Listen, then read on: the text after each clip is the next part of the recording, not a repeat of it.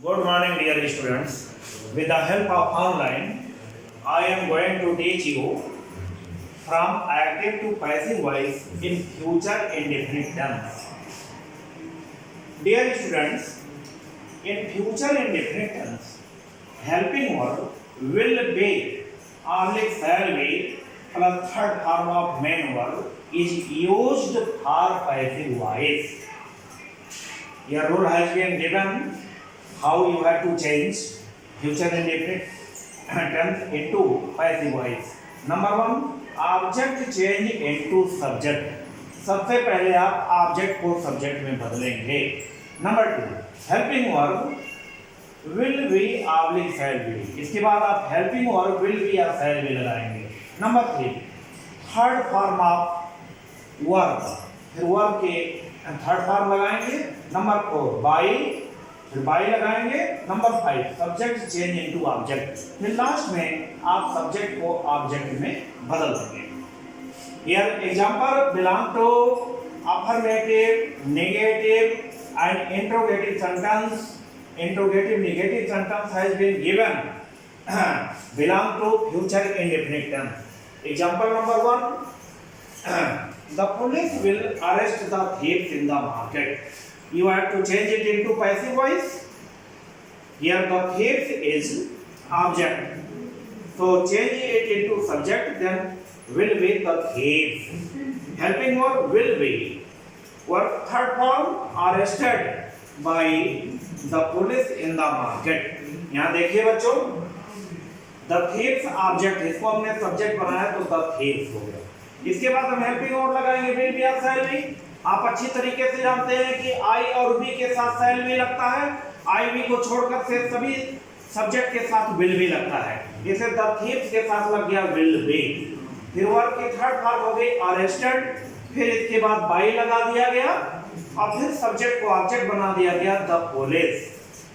इसके बाद जो बचा है कॉम्प्लीमेंट उसको नोट कर लीजिए, इन द मार्केट। तो आपका पैसिव वॉइस हो गया the thieves will be arrested by the thieves in the market. Second example, the teacher will teach us math in the class. यहाँ देखिए दो ऑब्जेक्ट है, अर्थ है और मैथ। एक डायरेक्ट ऑब्जेक्ट है, एक इनडायरेक्ट ऑब्जेक्ट है।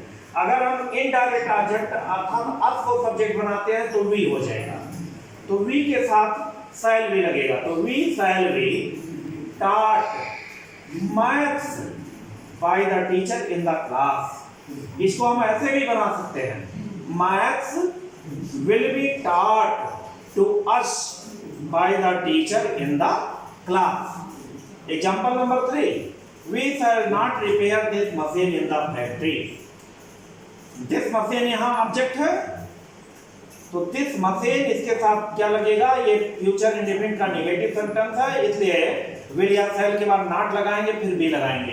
तो this machine will not be repaired in the factory by us. इसको आप ऐसे भी लिख सकते हैं, this machine will not be repaired by us in the factory.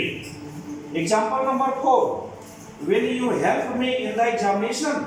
ये आपका इंट्रोगेटिव सेंटेंस है फ्यूचर इंडेफिनिट टेंस का और हेल्पिंग वर्ब से स्टार्ट है, इसलिए अगर हेल्पिंग वर्ब से स्टार्ट है तो हम हेल्पिंग वर्ब के स्थान पर हेल्पिंग वर्ब रखेंगे। लेकिन यहाँ ऑब्जेक्ट हमारा मी है, मी को सब्जेक्ट बनाएंगे तो आई होगा और आई के साथ लगता है शैल, इसलिए हेल्पिंग वर्ब पहले, इसलिए हेल्पिंग वर्ब शैल को पहले लिखेंगे। इसके बाद object change into subject I हो गया, फिर बी लगाएंगे, तो shall I be helped in the examination by you. इसको ऐसे भी आप कर सकते हैं कि shall I be helped by you in the examination.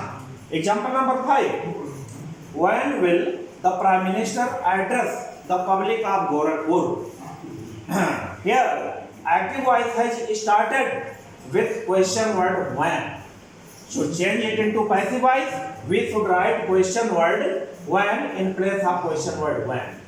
Then you should use helping verb will oblique shall.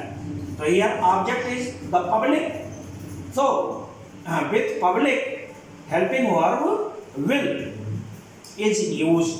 So when will the public of Gorakhpur, here the public of Gorakhpur is object, so change it into subject, then it will be the public of Gorakhpur. B, यहाँ पर देखिए B यहाँ आकर के लगेगा object को subject में बदलने के बाद। addressed by the Prime Minister? Question mark. Example number 6. Who will help you in the examination? If active voice starts with who, then to change it into passive voice, we should change who into by whom. Then you should write helping verb will only fail, then object change into subject, then be plus third form of finite or plus complement. तो who के स्थान पर देखिए हमने यहाँ by whom लिखा. इसके बाद हेल्पिंग वर्ब आप will be या shall be में से केवल will या shall लगाएंगे. be लगेगा ऑब्जेक्ट को सब्जेक्ट में बदलने के बाद. अब यहाँ देखिए यू ऑब्जेक्ट है तो इसको हम सब्जेक्ट बनाए तो यू ही होगा, इसलिए यू के साथ विल लगेगा. तो बाय होम विल, फिर यू को हमने सब्जेक्ट बनाया तो यू हो गया, फिर बी यहाँ आकर लगेगा. B helped in the examination question mark. बोले your homework belong to future indefinite tense has been given and you should solve all these questions. Question number 1, who will not solve this question in the examination? Question number 2, who will invite us to this party? Question mark. Question number 3, will they not celebrate the Republic Day in India? Question number 4, how will you fly the kite in the sky? Question mark. Question number 5, you will not break the chair in the class. Question number 6, nobody will punish you in the village. You have to change these sentences into passive voice. Thank you.